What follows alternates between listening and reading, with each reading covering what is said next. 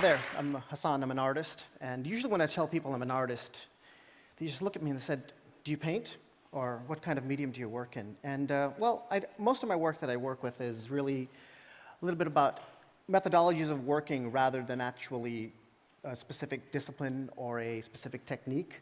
So what I'm really interested in is creative problem solving. And I had a little bit of a problem a few years ago.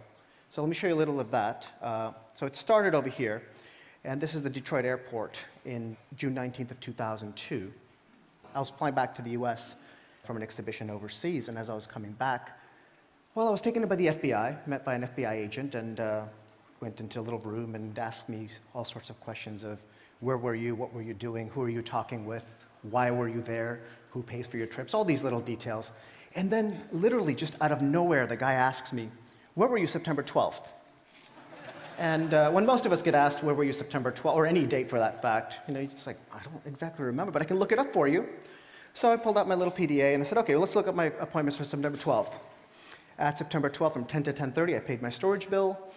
From 10:30 to 12, I met with Judith, who was one of my graduate students at the time. From 12 to 3, I taught my intro class. 3 to 6, I taught my advanced class.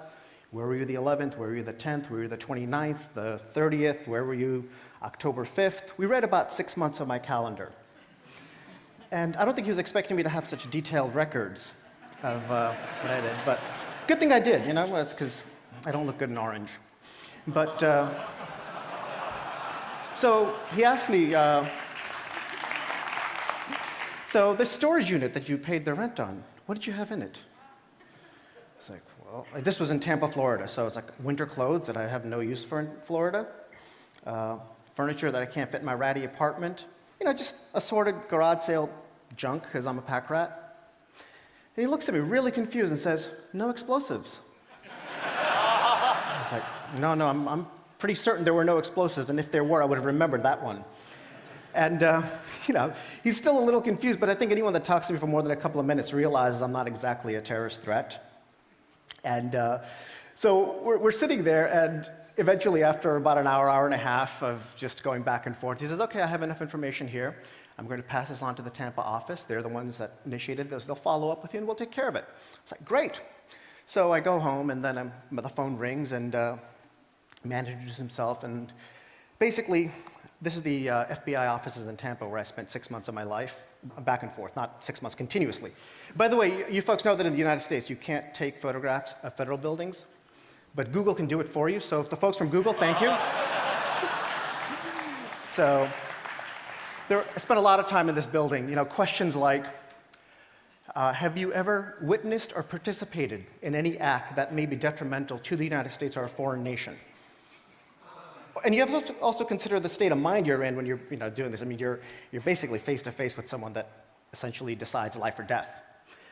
Or questions such as, actually during the polygraph, which was how it finally ended after 9 consecutive of them, one of the polygraph questions was, well, the first one was, is your name Hasan? Yes. Are we in Florida? Yes. Is today Tuesday? Yes, because you have to base it on a yes or no. Then, of course, the next question is, do you belong to any groups that wish to harm the United States? I work at a university, you know? So I was like, well, you know, maybe you want to ask some of my colleagues that directly, but, you know, I said, okay, aside from what we had discussed, do you belong to any groups that wish to harm the United States? He's like, no. All right, so after the end of 6 months of this and 9 consecutive polygraphs, they said, hey, everything's fine. I was like, I know, but that's what I've been trying to tell you guys all along. I know everything's fine. So they're looking at me, it's really odd, and it's like, guys, you know, I travel a lot. This is with the FBI. And I was like, you know, all we need is a last guy not to get the last memo, and here we go all over again. And there was a sincere concern there. I said, well, you know, if you get into trouble, give us a call. We'll take care of it. So ever since then, before I would go anywhere, I'd call the FBI. I'd tell them, hey, guys, this is where I'm going. This is my flight, okay?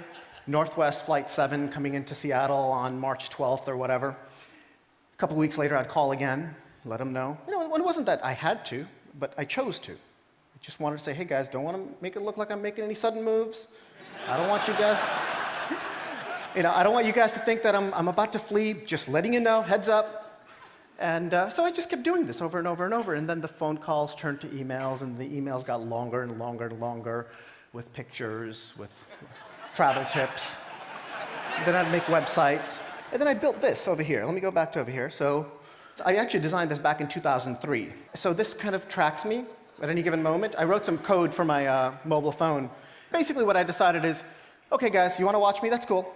But I'll watch myself. It's okay. You don't have to waste your energy or your resources, and I'll help you out. So in the process, I started thinking, well, what else might they know about me? Well, they probably have all my flight records, so I decided to put all my flight records from birth online. So this is, you can see Delta 1252 going from Kansas City to Atlanta. And then you see, these are some of the meals that have been fed on the planes. This was on Delta 719 going from JFK to San Francisco. See that? They won't let me on a plane with that, but they'll give it to me on the plane. These are some of the airports that I hang out in, because I like airports. At Kennedy Airport, May 19th, Tuesday. This is in Warsaw, Singapore. You can see they're kind of empty. These images are shot really anonymously to the point where it could be anyone. But if you can cross-reference this with the other data, then you're basically replaying the role of the FBI agent and putting it all together.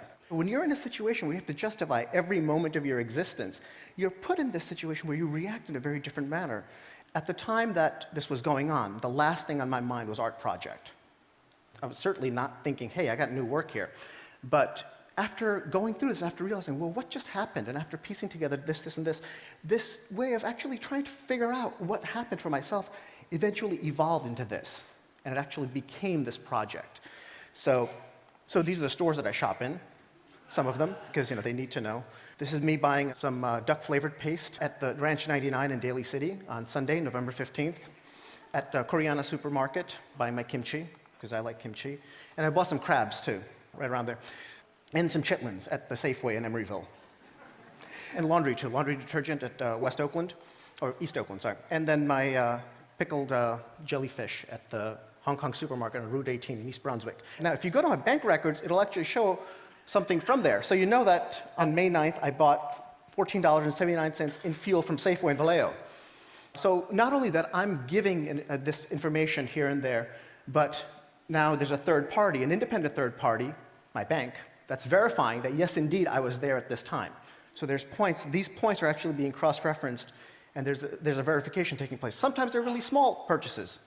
So 34 cents, foreign transaction fee. All these are extracted directly from my bank accounts, and everything pops up right away. Sometimes there's a lot of information. This is exactly where my old apartment in San Francisco was. And then sometimes you get this.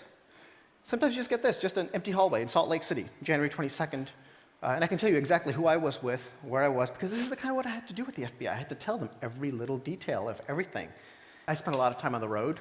This is a parking lot in Elko, Nevada, off of Route 80 at 8:01 p.m. on August 19th. I spent a lot of time in gas stations, too.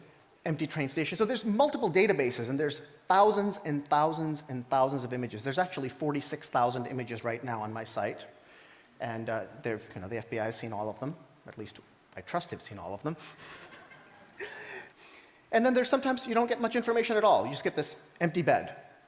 And sometimes you get a lot of text information and no visual information. So you'll get something like this. This, by the way, is the location of my favorite sandwich shop in California, Vietnamese sandwich. So there's different categorizations of meals eaten outside, empty train stations, empty gas stations. These are some of the meals that I've been cooking at home. So how do you know these are meals eaten at home? Well, the same plate shows up a whole bunch of times. So again, you have to do some detective work here in putting together. So sometimes the databases get so specific. These are all tacos eaten in Mexico City near a train station on July 5th to July 6th. At 11:39 was this one. At 1:56 was this one. At 4:59 was this one. So I timestamp my life every few moments. Every few moments, I shoot the image. Now it's all done on my iPhone, and it all goes straight up to my server, and my server does all the back-end work and categorizes things and puts everything together. They need to know where I'm doing my business, because they want to know about my business.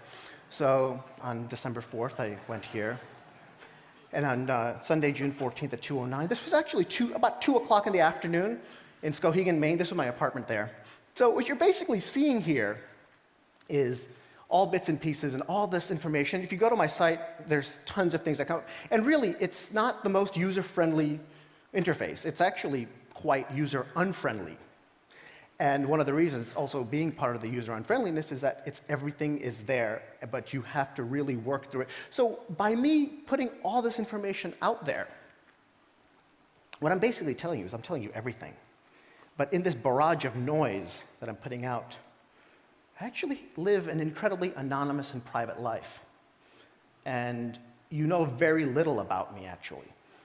And really, so I've come to the conclusion that the way you protect the privacy, particularly in an era where everything is cataloged and everything is archived and everything is recorded, there's no need to delete information anymore. So what do you do when everything is out there? Well, you have to take control over it. And if I give you this information directly, it's a very different type of identity than if you were to try to go through and get bits and pieces. The other thing that's also interesting that's going on here is the fact that intelligence agencies, and it doesn't matter who they are, they all operate in an industry where their commodity is information or restricted access to information. And the reason their information has any value is, well, because no one else has access to it. And by me cutting out the middleman and giving it straight to you, the information that the FBI has no value, so thus devaluing their currency. And I understand that on an individual level, it's purely symbolic. But if 300 million people in the US started doing this, we would have to redesign the entire intelligence system from the ground up, because it just wouldn't work if everybody was sharing everything. And we're getting to that. You know, when I first started this project, people were looking at me saying, why would you want to tell everybody what you're doing, where you're at? Why are you posting these photos? Well, this was before an age before people were tweeting everywhere and 750 million people were posting status messages or poking people. So in a way, I'm actually kind of glad that I'm completely obsolete. I mean, I'm still doing this project, but it really is obsolete because you're all doing it. This is something that we all are doing on a daily basis, whether we're aware of it or not. So we're creating our own archives and so on. And, you know, and some of my friends have always said, hey, you're just paranoid. No one's, you know, well, why are you doing this? Because no one's really watching and no one's really going to bother you. So one of the things that I do is I actually look through my server logs very carefully, because, you know, it's about surveillance, so I'm watching who's watching me. And I came up with these. So these are some of my sample logs, and it's little bits and pieces, and you can see some of the things there. And I cleaned up the list a little bit so you can see. So you can see that the Homeland Security likes to come by, Department of Homeland Security. You can see the National Security Agency likes to come by. I actually moved very close to them. I live like right down the street from them now. Central Intelligence Agency, Executive Office of the President. Not really sure why they show up, but they do. I think, you know, they kind of like to look at art. And I'm glad that we have patrons in the arts in these fields. So thank you very much. Appreciate it.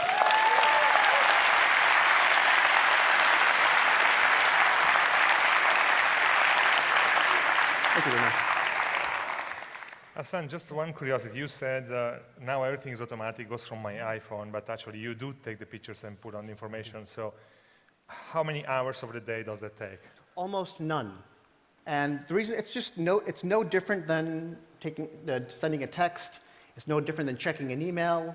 You know, it's one of those things, we got by just fine before we had to do any of those, so it's just become another day. I mean, you know, when we update a status message, we don't really think about how long that's going to take.